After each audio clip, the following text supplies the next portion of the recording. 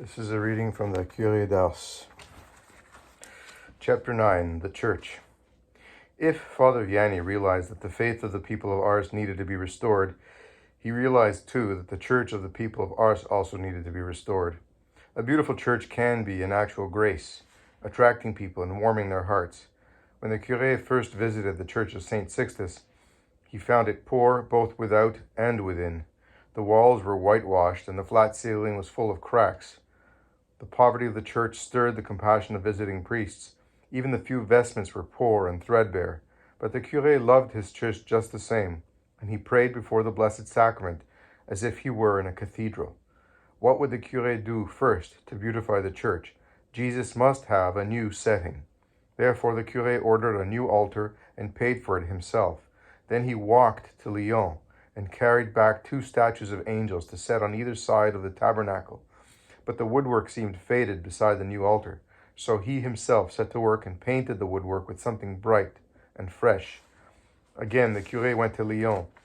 He hurried about here and there, visiting the workshops of the embroiderers and of the goldsmith, ordering only the most precious vessels and vestments to add to the household possession of the good God. His own cassock could be of old rags, but the vestments of God must be of rich silk. As a result, the little church came into the possession of goods of great worth, but not of great artistic value. In 1820, directions were given to erect a new bell tower, for which the curé bought a second bell that he paid for himself and blessed with the name of the Holy Rosary. Gradually, the side chapels were added. Our Lady's, which was completed for the parish feast on August the 6th, 1820, St. John the Baptist's, which was opened on the saint's feast, June 21st of 1823, St. Philomena's, which was finished in 1837, and finally the chapels of the Ecce Homo and of the Holy Angels.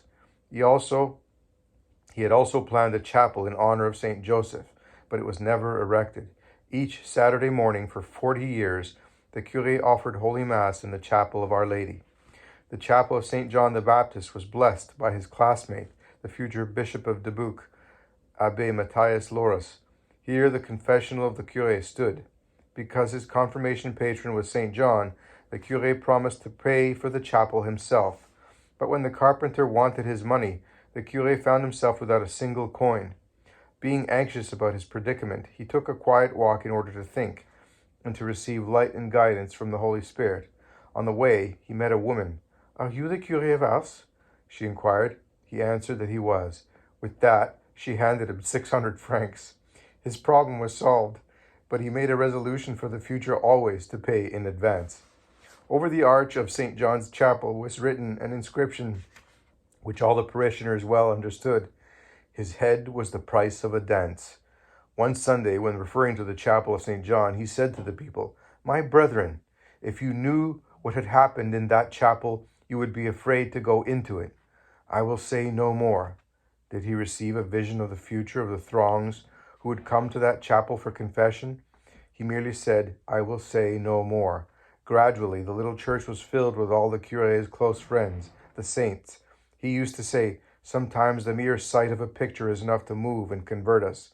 Here and there in the church and chapels were found, besides Our Lady, St. Joseph and St. Philomena, many others of his heavenly companions, St. Peter, St. Sixtus, St. Blaise, St. John the Baptist, St. Lawrence, St. Francis of Assisi, St. Catherine of Siena, St. Joseph Benedict Labre, and the archangels Michael and Raphael.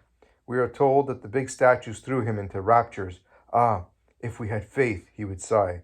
Where did he get all the money to carry on these improvements? Was not Ars a poor parish? Someone has solved the difficulty by explaining, Father Vianney needed but to ask, and he would immediately obtain all that he required for his church. Probably the greatest benefactor of the church was Vicomte Francis, brother of Mademoiselle de Garay, who ordered from Paris and Lyon box after box of furnishings for the church. "The village sanctuary will never appear so splendid and magnificent as I wish to see it," the Vicomte wrote to his sister. For example, in 1827, the Vicomte sent to Ars a silver gilt monstrance, a throne for exposition, a tabernacle of gilt brass, and other elaborate furnishings.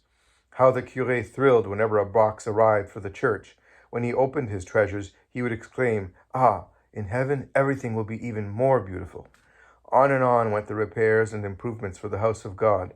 The front entrance to the church was widened, and the porch with steps and a graceful railing was added in 1826. This was to be crowned later with a statue of Mary Immaculate. In 1845, the whole sanctuary was lengthened and a second sacristy added. It was at this time that the curé placed a confessional behind the high altar for the confessions of priests. In spite of all these improvements, made solely for the honor and glory of God, the original church lost none of its humility and simplicity. The parishioners loved it, and there the visitors found God, and the curé grew in heroic sanctity before its tabernacle. Chapter 10. Trials. Nestled in the beautiful green countryside of the department of the Rhône was the tiny village of Salles. Its people were good, and its fresh air was just what the Curé of Ars needed for his health. So thought the chancery officials in Lyon. Therefore, in April 1820, the Curé received an appointment to Salles. It was not long before the mayor of Ars and a delegation of people set out for the chancery office in Lyon with a petition. Ars begs to keep its parish priest. If that be so, agreed the kind vicar general, Father Courbon, let him remain as long as he likes. Even the good Lord agreed with this decision, because the river Saône was so swollen by the floods that the boatman was afraid to ferry the curé with his library and furniture across the wild, rushing waters. After 2 unsuccessful attempts to cross the river, the curé with his belongings returned to Ars for good. 1 year later, on June 20th, 1821, Father Courbon made the Curé of Ars a resident pastor. Until then, the Church of Ars had been a kind of mission of the church at Miserieux, a village about 2 miles away. From now on, Ars was to be an independent parish. Not for long, however, was Ars destined to be a parish in the great archdiocese of Lyon. In the southeastern corner of the department of Ain is the city of Belly. In 1823, the diocese of Belly was re-established, and Ars, which was located in the Ain, became a part of this diocese. No sooner was the diocese established than Bishop de Vie began to receive anonymous letters full of complaints about the Curé of Ars. So many letters came that the bishop was forced to send to Ars the pastor of Trevoux, Father Vianney's dean, to make a thorough investigation of the many accusations brought against the pastor of Ars. What was the trouble? Had not the people of Ars begged Father Courbon to return their pastor when he had been appointed to Salles? Did they not love him? The good loved him, and loved him as their father, but there were others who were the object of his vehement sermons against taverns, against dancing, against Sunday work, and against evil of all kinds. They did not love. They sought to get even with him by dishonoring his reputation through anonymous letters sent to the chancery at Belly. If, on my arrival at Ars, the curé confided many years later, I had foreseen all that I was to suffer there, I should have died on the spot. Yet he explained firmly to his people during a Sunday sermon that a pastor who wants to do his duty must keep his sword in hand at all times. Perhaps he had in mind the words of St. Paul, "But I will most gladly spend and be spent myself for your souls, even though, loving you more, I be loved less." 2 Corinthians chapter 12, verse 15. Those who were opposed to the new regime also instigated a whispering campaign in Ars against the pastor. They tried to start the rumor that his pallor and emaciation were not due to his penances, but due to secret debauchery. His name was woven into their cheap songs. His name was even attached to a wretched girl on the occasion of a village scandal. Anonymous letters of a foul nature were also sent to him, and placards of the same kind were nailed up on the rectory. For a year and a half, a miserable woman used to sneak up about the rectory, night after night, and call out loathsome accusations against the pastor. Things got so bad that the good curé decided to leave Ars. He could no longer be the occasion of this disgraceful wrong. But a friend explained to him that by leaving, he would only seem to confirm the evil rumors. So he stayed on. "We must pray for them," he kept repeating to the mayor. "We must pray for them." Added to this agony of being the center of an evil campaign was the constant fear the curé had of losing his own soul. "My God," he used to plead, "make me suffer whatsoever you wish to inflict on me, but grant that I may not fall into hell." Thus he suffered on and on until God relieved him by sending him the special grace of finding perfect joy in carrying the cross. A time was to come when he would be able to say, with certain conviction. To suffer lovingly is to suffer no longer. To flee from the cross is to be crushed beneath its weight. We should pray for a love of the cross. Then it will become sweet. The dean could find nothing wrong with the curé on the occasion of his investigation. Was not the curé's reserve in his relationship with women to be commended? It was said that he would not even pat the head of a little girl. One witness reported that he was so scrupulous in this matter that he rebuked some little girls who had presumed merely to touch the hand of a passing ecclesiastic. When in the presence of women, the curé always stood, spoke briefly, kept perfect modesty of his eyes, and never partook of frivolity.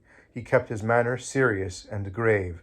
Catherine Lasagne, who helped him in the parish in many wonderful ways, and who served him solely for the love of God, revealed in later years, "Whenever I brought him anything, I was always prepared to be sent away. When the curé abolished the office of housekeeper, he permitted a very devout woman to come once in a while to clean the rectory a bit, but she was to come only when he was out. So spotless and prudent were the life and habits of the Curé of Ars that the investigation of the bishop was dropped. The Curé of Ars was now over 40 and growing old fast. He was not well and was ailing from fever and many physical disorders. In the summer of 1827, he consented to see a doctor, fearing that his condition might become chronic.